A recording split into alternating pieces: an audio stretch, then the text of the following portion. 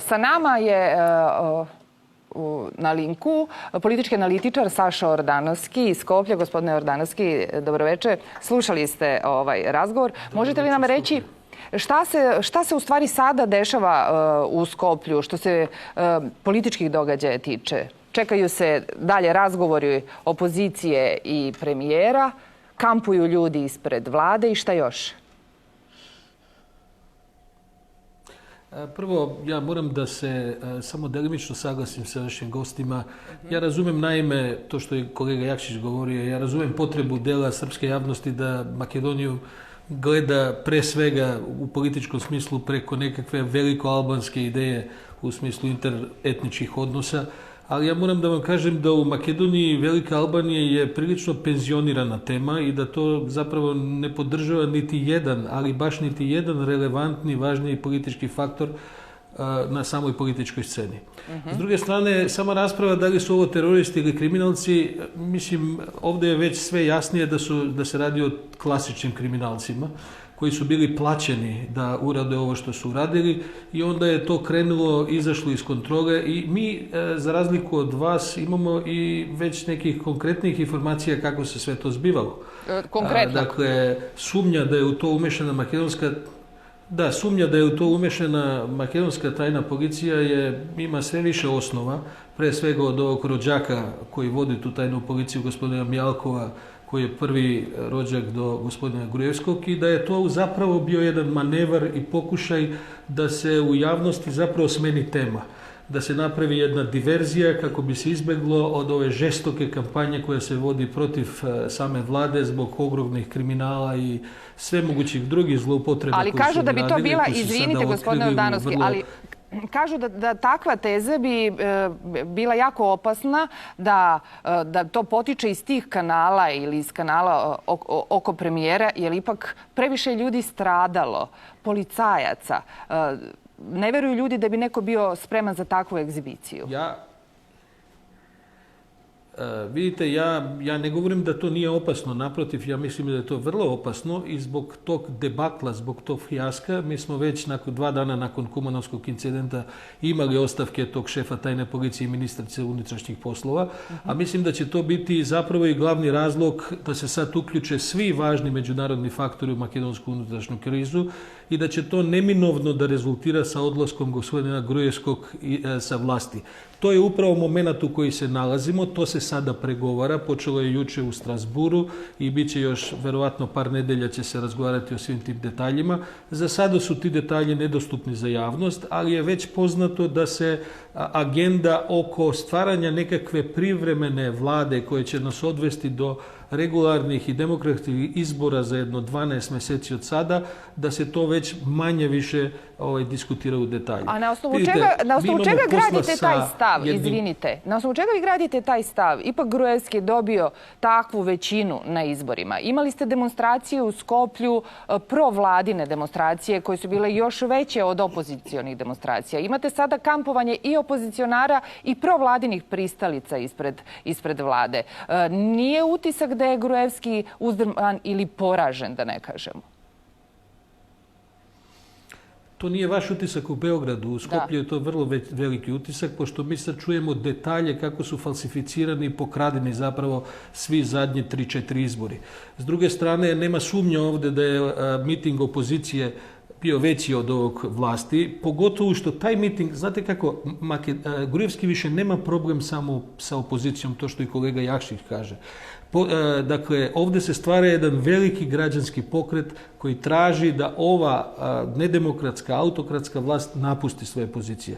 I vidite, da ste vi to slušali što smo mi slušali zadnjih 3-4 mjeseci, da vidite te detalje kako je sve pokradeno, kako su falsificirani izbori, kako su dogovarana nasilja, kako se glavni ljudi, pazite, to su ključni ljudi na čelu sa premijerom, u detalje dogovaraju kako da zloupotrebe sve moguće resurse države, od policije do para.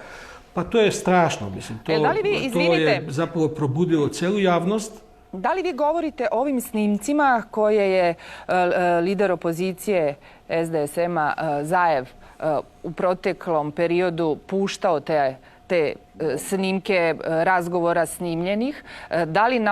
Da li je to u stvari najviše prodrmalo javnost Makedonije? I drugo je pitanje, izvor tih snimaka, mi bar ovde ne znamo, da li vi u Makedoniji ste informisani, odakle, iz kojih arhiva, iz koje strane su u javnosti izašli ti kompromitujući snimci? Dakle, pitanje izvora tih snimaka je naravno važno, ali sada se to ne može ustanoviti, jer u Makedoniji ne postoji nezavisna niti sudska, niti pravosudna instanca koja može da napravi kredibilnu istragu kako bi se to utvrdilo. To što smo se iznaslušali je strašno. Mislim, na kraju krajeva možda čak i nije bitno odakle su snimci, jer to što oni govore u svim tim telefonskim razgovorima i kad to uporedite sa time što se ovdje zbivalo godinama, jer to nisu nekakvi fantastični snimci koji nemaju veze sa realnošću. Kad to vidite šta se to radilo i koja je bila pozadina svega, onda vam je jasno da se radi o jednoj vrlo velikoj zloupotrebi države. Nešto nam kažite. Na primjer, Ministarstvo unutrašnjih poslova, po rečima same ministrici, i to u ovako višesatnim razgovorima, je bilo pretvoreno u partijsko ministarstvo za unutrašnje poslove vladajuće stranke.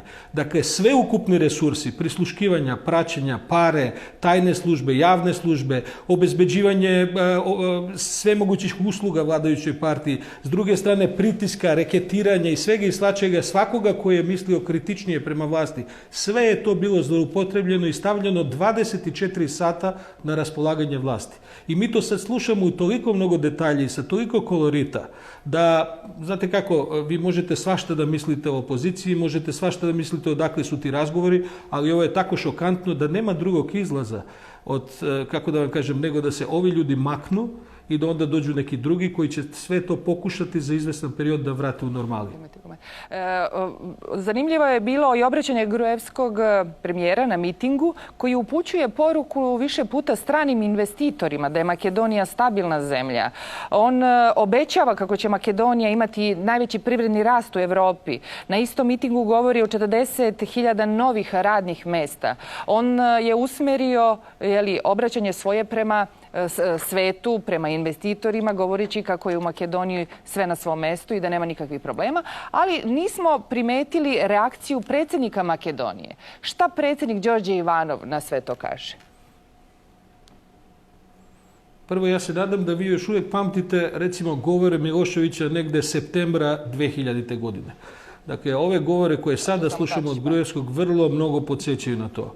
Drugo, njihov miting vlasti je bio toliko proruski intoniran. To je takva jedna i na simboličnom i na suštinskom nivou bila jedna proruska atmosfera. Totalno bezrazložno. Ja ću samo da vas podsjetim da bih dovedio neki kontekst u celoj priči. Makedonija je opkružena sa svim susjedima koji su članice NATO-a, sa Kosovom koji je praktično u vlasništvu NATO-a i sa Srbijom koja je naš prijateljski susjed, koja nije članica NATO-a, ali koja ima bezbednosne aspiracije koje su povoljne za region. Drugo, ja ne znam da li srpska javnost zna, ali 2008. godine je upravo Gruevski, njegova vlada, potpisala specijalni odbrambeni bilateralni dogovor sa Sjedinjenim Američkim Državama, takav kakav ima samo još Izrael u svetu.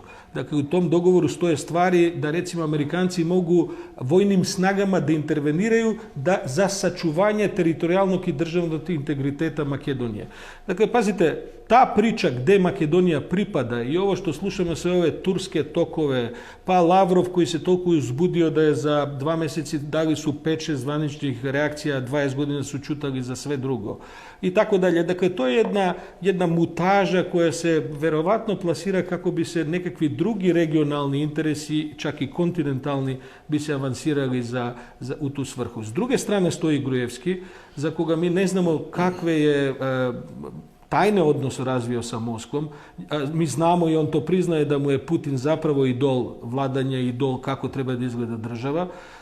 Mi znamo da je Rusija jedno mesto gde pare mogu da se sklone vrlo sigurno, a mi ovdje pričamo o stotinama miliona eura koji su pokradeni.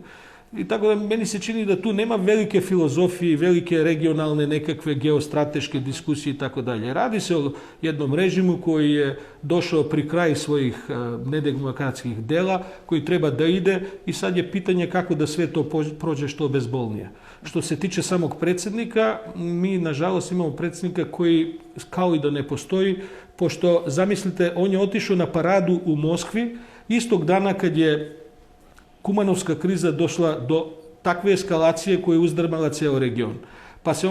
Pa je on naknadno izjavio da on nije bio ni informiran da će da se takvo nešto dešavati ili da se dešava u Kumanovu. I to vam govori sve o njegovoj poziciji.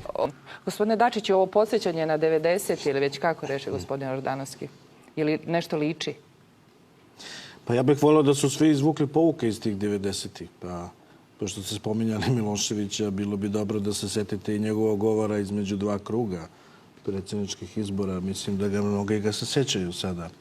I mnogi posle 10 godina ili 15 godina posle njega verovatno bi danas glasali za njega. Sa druge strane, mislim da mi u Srbiji ovde, naročito mi koji se nalazimo na državnim funkcijama, treba da veoma pažljivo biramo reči kada govorimo o drugim državama, jer nije naša uloga i zadatak da se mešamo u unutrašnje stvari drugih država. Ko će biti na vlasti u Makedoniji, to je stvar makedonskog naroda, odnosno svih građana Makedonije na demokratskim izborima.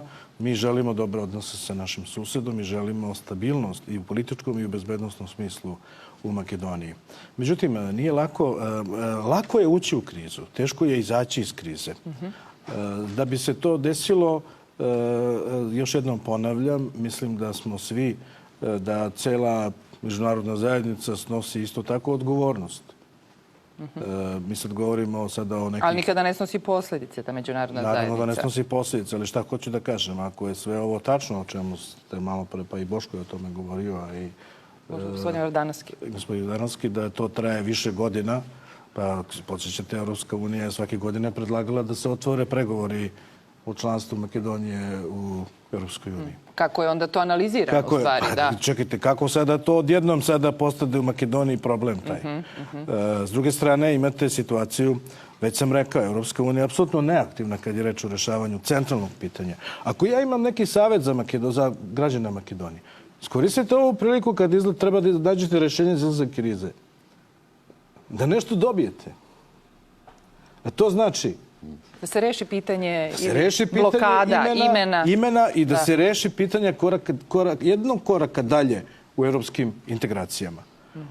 Zato što ovo su veoma ozbiljne stvari. Opet, sa druge strane, mislim da takođe oni koji posreduju ovim razgovorima treba da imaju poverenje svih strana koje tamo učestvuju. Ne znam kako. Ne znam kako bi to izgledalo kada bi u razgovorima sada učestvovao Lavrov, a isto tako ne znam kako bi izgledalo kada u razgovorima sada učestvuju šef misije Evropske unije koji je bio na mitingu Zajeva. Pa znate šta? Ili ambasador Nemačkih država koji je također bio na mitingu opozicije. Ovdje... Zaista mora da bude neko neutralan. Pa ja o tome i govorim. Pa ko će da ima poverenje? Kako će da se gradi? Da vas korigujem, niko od njih nije bio na mitingu opozicije. Tako je objavljeno, možda sam pogrešio. Dobro, onda mogu, ako nisu bili. Ako nisu, naravno da mogu. Da, onda je u redu, dobro. Inače, u Srbiji se nije mnogo, mi sada tek kada nastupe ovako ove krize, vidimo koliko mi ne znamo o svojim susedima. Vi u Srbiji sada kad pitate građane, niko ne bi znao da odgovori kako se zove predsjednik Makedonije. Ne znaju ni oni o nama, Olivera. Oni da znaju o nama ne bi nikad priznali Kosovo. Jer da znaju nešto o nama, znali bi da se to i njima može desiti na delu njihove teritorije. Kada se promene međunarodne okolnosti. Ali to je sada drugo jedno pitanje. Oni su do pre 3 godine govorili da je njima najveći problem preti sa severa. Pazite, Bugarska kaže da oni ne postoje kao narod i nacija. Grčka im ne da ime, Albanci teritorijalne pretenzije imaju, a opasnost im preti sa severa. Zbog neke istorije iz prošlosti. Jeste, opasnost. A Srbija ne priznaje crkvu. Srbija ne priznaje crkvu, ali Srbija nije Srbija. Srpska pravoslavna crkva. Kod nas crkva nije u vezi sa državom. Ima taj deo, ja moram da priznam da je... I ja se slažem da to treba da se reši, ja nemam ništa protiv. Da je Srbija kao država dopustila sebi da u velikoj meri taj crkveni problem oko kefalnosti i vladika Jovan je postao glavna prepreka za međudržavne odnose. A to smo napravili. A to je greška. To smo napravili. Moram da kažem da smo uložili velike napore oko toga. To je sada u posljednje vreme jeste konačno na neki način. U krajnjoj liniji kada vladika Jovan je državljanin Makedonije, koliko ja znam. Ja hoću samo da poručim svima u Makedoniji sa aspekta građanina, ne ministra spoljnih poslova. Mi znamo šta je bilo 5. oktobra 2000. u Beogradu. Nemoj da ovo bude propuštena i bačena prilika. Iskoristite to. Čekajte, koliko ćete godina još da razgovarate o svom imenu? Pa vi znate, može da dođe Zajev ponovo. Nećete nigde dalje otići. Posle Zajeva, posle određene godine će isto imat ćete taj problem. Neće niko da vam pomogne. Naterajte Evropsku uniju da vam pomogne. Verujte mi, samo reaguju kad ste problem. Kad ste super, niko ne primećuje. I gospodine Jordanovski, pošto nam još... Ja govorim iz ličnog iskustva, nažalost, mislim. Evo, pošto još minut, dva razgovaramo, samo nam prokomentarišite ovaj predlog Edija Rame, albanskog premijera, koji je rekao da će staviti veto na ulazak Makedonije u NATO pakt zbog toga što se u potpunosti ne poštuje Ohridski sporazum. Samo vam kratko recite, šta se to ne poštuje Ohridskom sporazumu? Pošto je utisak da Albanci imaju sva prava. Prvo, ja moram da vam kažem da niz ovih konstatacija, pogotovo od gospodina Dačića, ja se s time ne slažem, ali respektujem naravno njegove stavove i stavove dela srpske javnosti. Makedonija i Srbija su dve različite politički uređene zemlje. Mi smo multietničko opštestvo koje je rešilo da Albancima i svim drugima koji nisu Makedonci daje prava za koje Srbija nije bila raspoložena. I naravno da to se sad isto dešava vjerovatno i na Kosovu, ali to je druga tema. S jedne strane je to druga tema, s druge strane je ista tema. Ovo što sada Edi Rama radi, čini mi da se je nepotrebno provokativno. Samim tim što je Albanija članica NATO-a, sve to što on priča je zapravo politički nesprovodljivo, ali mislim da on ima potrebe da sebe promovira u nekakvog faktora, suštinskog faktora uticaja među Albancima, pa onda mora i da pojača i da eskalira svoj rečnik, kako bi onda verovatno uticao na razvoj događaja u koji su upleteni Albanci i na Kosovu i u Makedoniji. Edi Rama, znate, incident u Kumanovu je bio pre svega, on je bio vrlo antimakedonski, razume se, ali barem isto toliko antialbanski incident. I to je zapravo poremetilo albanske pozicije na celom Balkanu, to sad oni shvaćaju.